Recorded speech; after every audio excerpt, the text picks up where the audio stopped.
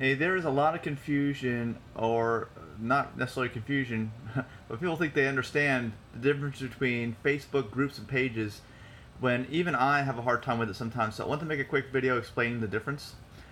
And I'm going to use the examples of some groups and pages and also some events, because events are usually made in either groups or pages that, that I have here on Facebook. One of them is a page called Southwest Florida Veg Fest, and it's kind of like a business. It's a nonprofit page.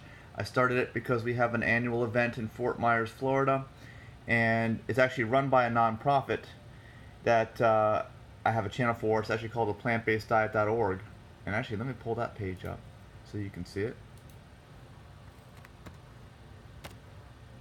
That's just another example of a page. And by the way, if you're watching this and you want to look at our YouTube channel, we also have a YouTube channel for that as well. So here it is. Pages.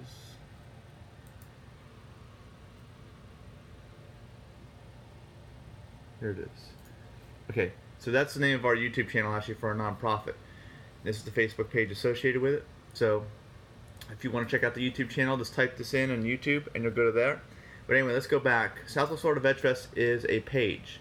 And a page, don't call everything associated with Facebook a page, because it's not. Only pages are pages. Okay? And you can tell it's a page because, see, the URL doesn't contain the /group anywhere. So this is a page, and a page is basically a soapbox where you can broadcast out different posts. These are events. Well, here are the posts that I've made recently. You can broadcast them out. They appear here in the news feed. All right. And these are groups, reviews. Okay. Here are the posts. They appear in the news feed.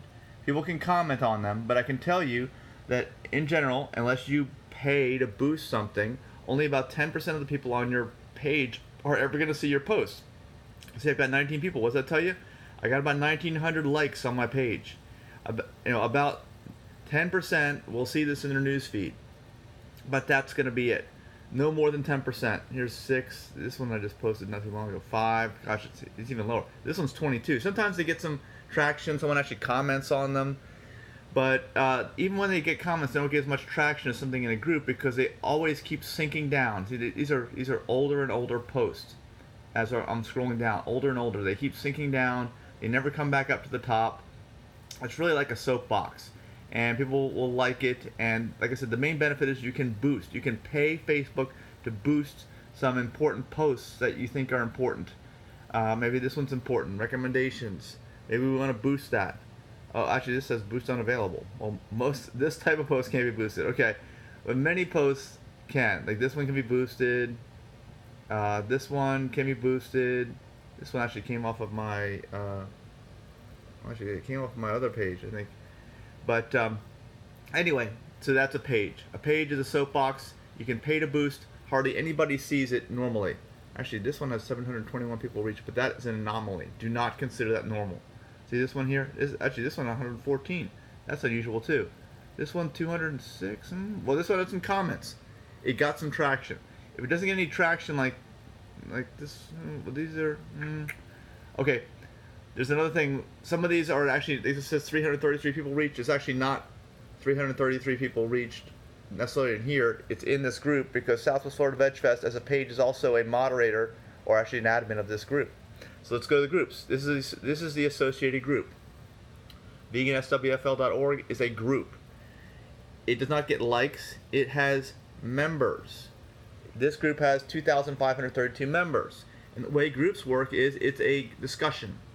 So when you post something in a group, what you want to do is here I can associated recommended groups. You want people to comment on them, because when they comment, like this one, what happens is this thing that had been posted a while ago, this was posted 7 hours ago, all of a sudden gets bumped to the top. See, it's right at the top. And the reason it's at the top is because they got a comment 17 minutes ago. Someone said thank you.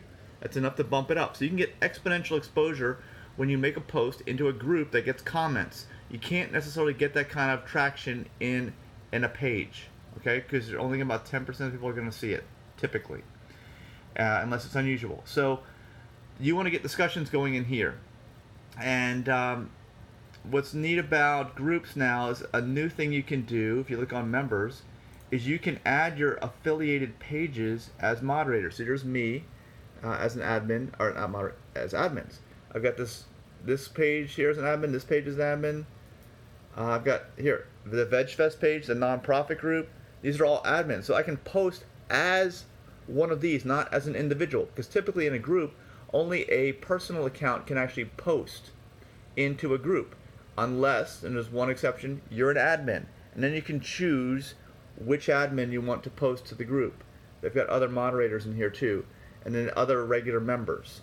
So that's unique. So usually if I'm posting about my VegFest into this group, I won't post as an individual, I will post as the VegFest. Now, one thing you also want to notice too is that you can, even if you post as your page, you're still in a group. And a group means group discussion. Individual, like community type discussions. They don't want to turn into a business, even though they're now allowing you to use your pages as administrators and post as administrators. You'll notice here, I'm scrolling down here because I want to show you something, that when I get down to here, I made a post, or someone else made a post, as the VegFest into this group. See it? Unfortunately, if you notice, you cannot boost this post. You see, there's no option to boost it. So, when you're posting about a specific thing that you want to boost, it's going to have to be shared or originally posted into your page. Okay, and then you can boost it. You can pay to boost it, because we're going to be doing some boosting here soon, because we've got our event, which was made in our page. You can make events as either individuals. Oops, I got a friend coming in there. As either individuals, or you can make events as groups, or you can make them through your Facebook page. And because this is a business nonprofit, I'm making my events through the Facebook page. You see, hosted by Southwest Florida VegFest. This is the event. So we've got lots of response already. We want more response, so we're probably going to pay to get more response. But typically, as a strategy, if you're trying to promote an event, here's what I would say. This is assuming that you have your own group and your own page. Okay? Because if you don't have your own group and your own page, you have to do what the group administrators want you to do. If you can't post as the page, you won't be as effective. So everything I'm telling you is if you have your own page at a minimum, and also if you have either your own group or a friendly group administrator that lets you do these things. So a lot of times they ban you quickly if they don't like what you're doing. So I find it's best actually to start my own groups and try to make them successful, because I want to reach the most number of people possible, and this enables me to do that. So anyway, here's what I typically do. I'll make a post into an event. Let's say I'm trying to promote this event. Actually, I gotta go to discussion to show this to you. That's just about the event. I'll make a post, and in the event, I want to post typically event-specific things. There's early bird special. I'm also trying to get people to join my group. Okay, this is someone who's going to be in our event, Gwen. I made a specific post here that she's going to be at our event. Okay, I mentioned it, have all the links here. And then what I can do is I can share that, which I'll do right now to show you. Share to a page to Southwest Florida VegFest. I'll just share it. I'm not going to type anything in because, let me just say, can't wait. Just something real simple. Can't wait. Make the post. Okay? That posted to the Southwest Florida VegFest. Let me go to that page. Take a look. Did that post come up? Let's see.